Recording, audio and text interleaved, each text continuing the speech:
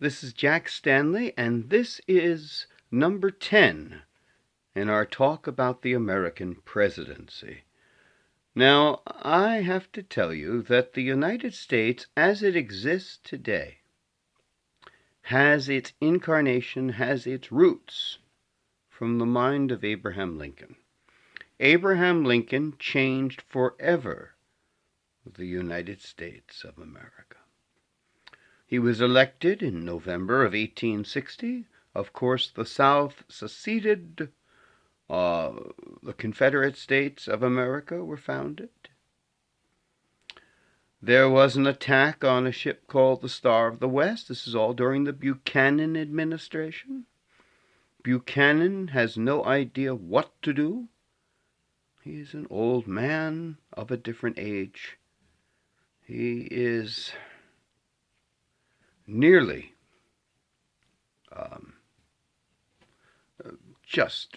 he's just too old. Let's just put it that way. He is nearly 70 years of age. And in 1861, being 70 was a lot different than being 70 today. Not only that, he was a bit of an old fussbucket years beforehand. He didn't know what to do. Lincoln didn't either.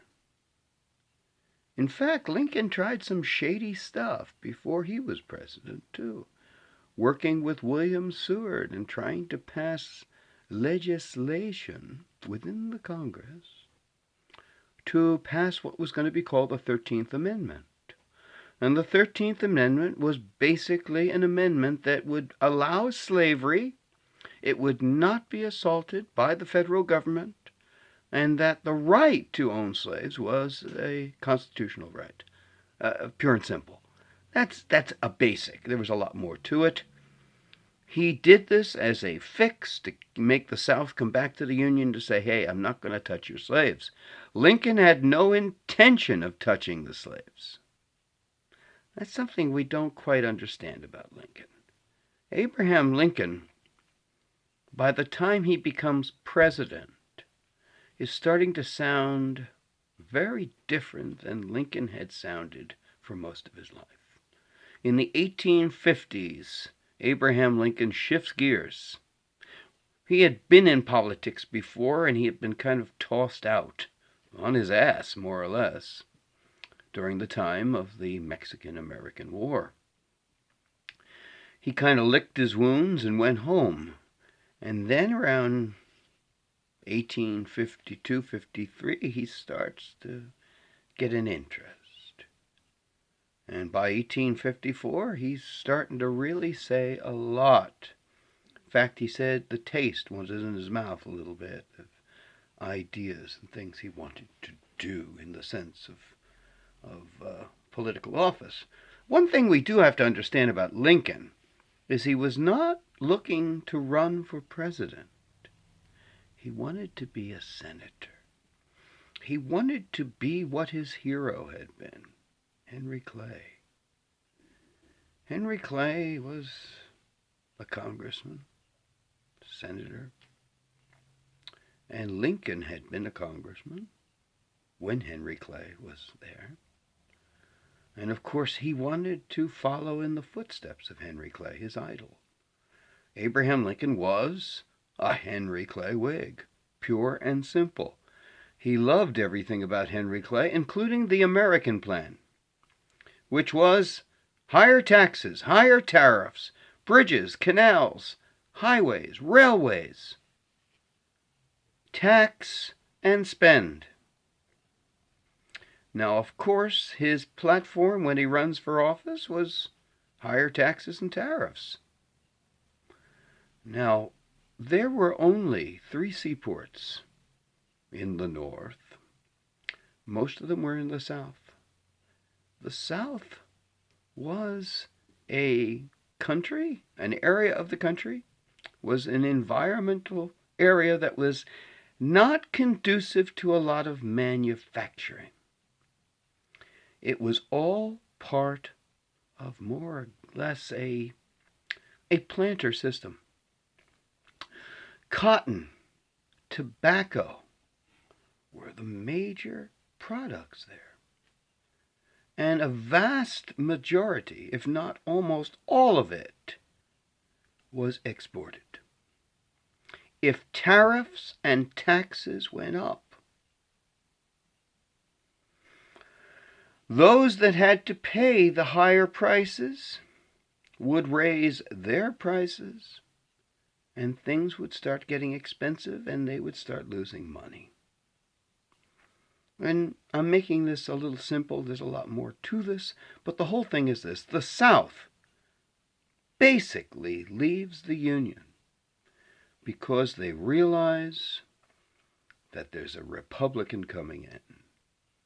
A Republican that refused to state his true beliefs. And you have to remember that also members of the Republican Party were a mixture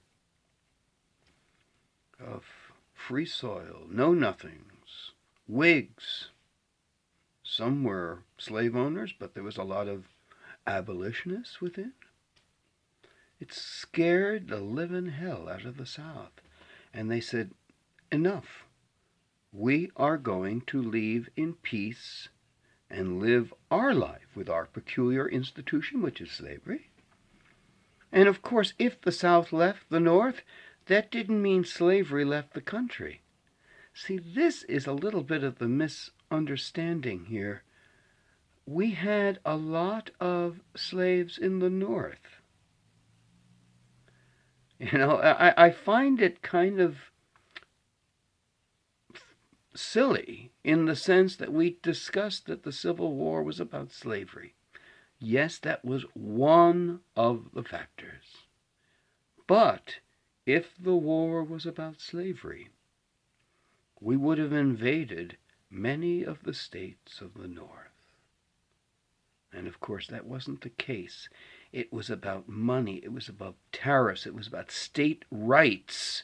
And it was about unbridled fear of a group of individuals getting in charge who were totally against many of the objectives and ideals of the South. That is what Lincoln represented. And he was disliked. He was scared of. He was vilified. In fact, in the South, when the election took place, Lincoln's name wasn't even on the ballot.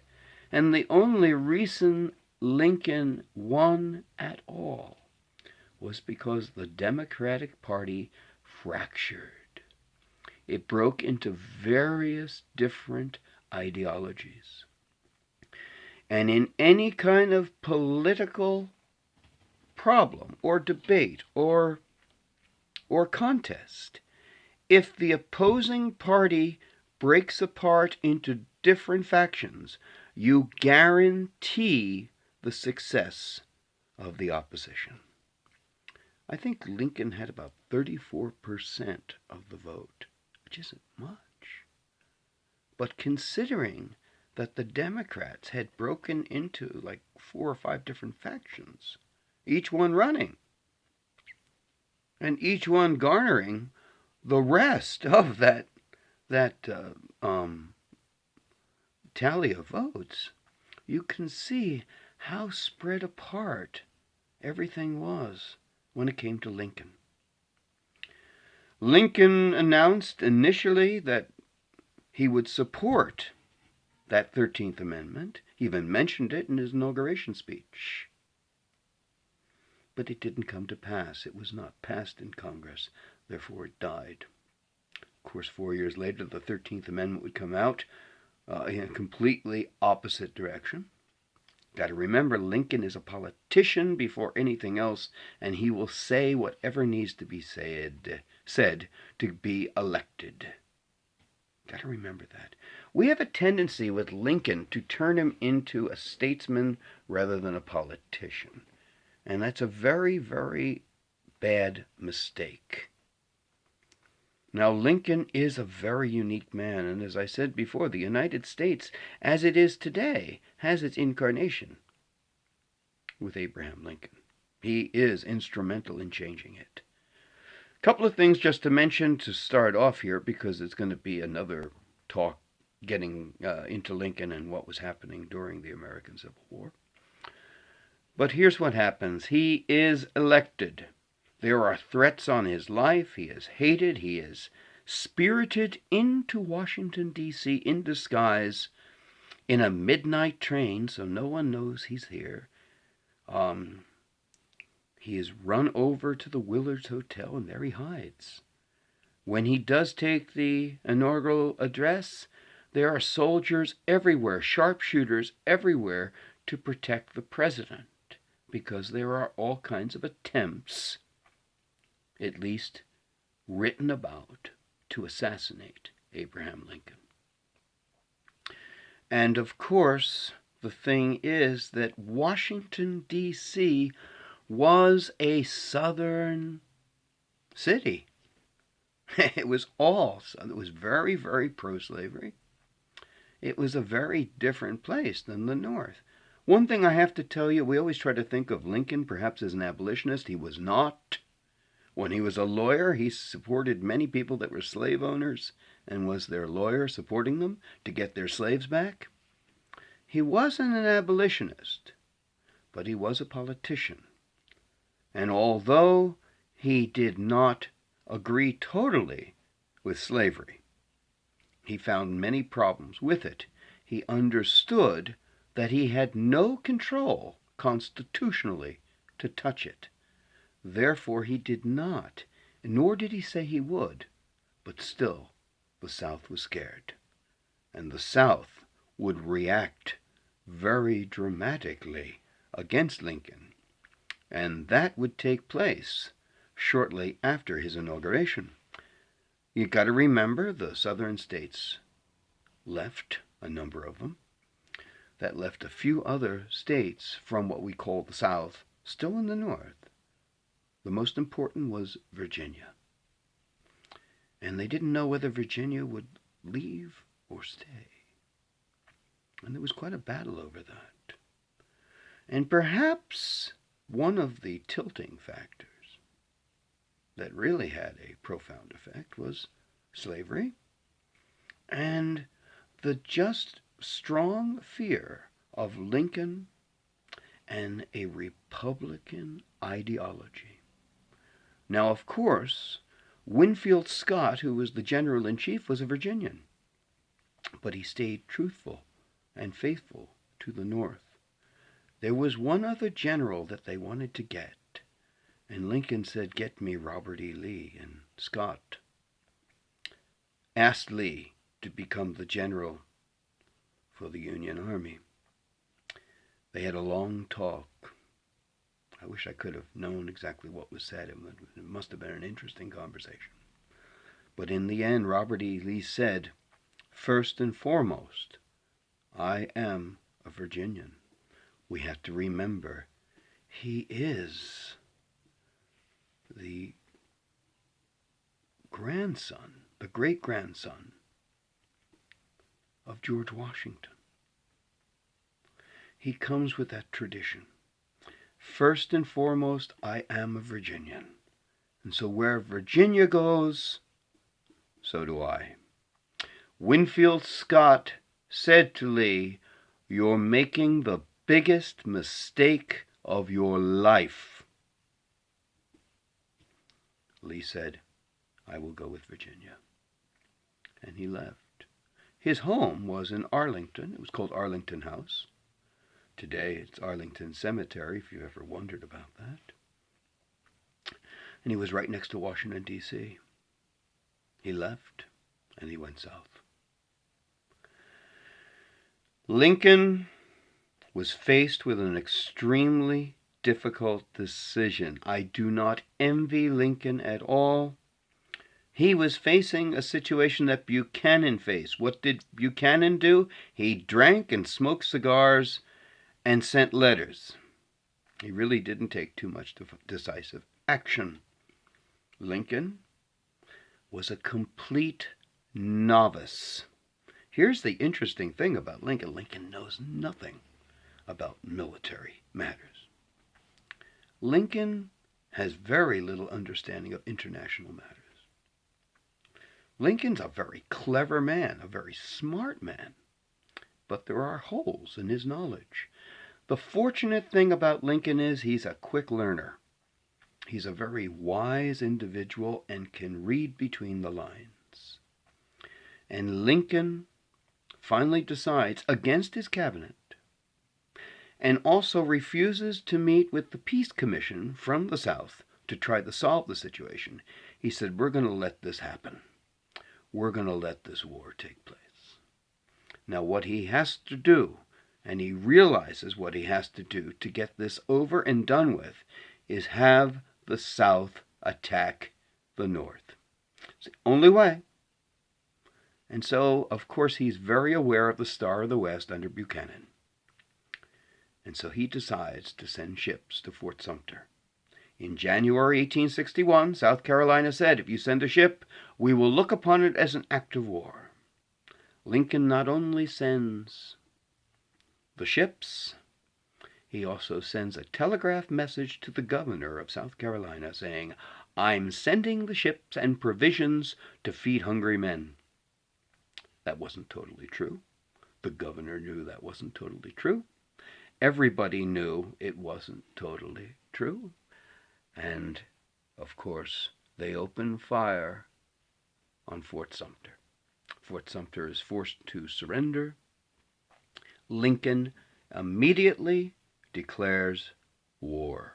Without Congress, he does it himself. He is taking the office of president, the chief executive, and totally transforming its powers, its ideals, its various scopes of power. I mean, if you think about this, Lincoln is totally reinventing the office of president. He is taking the Constitution, stretching it so hard it snaps.